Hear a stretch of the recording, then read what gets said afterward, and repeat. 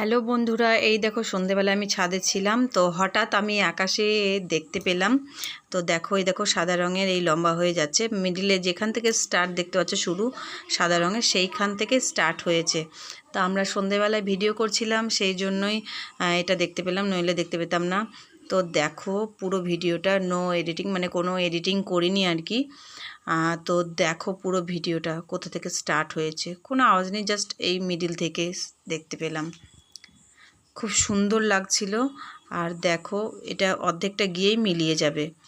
হ্যাঁ, এটা পুরোটাই দেখা যাচ্ছে না।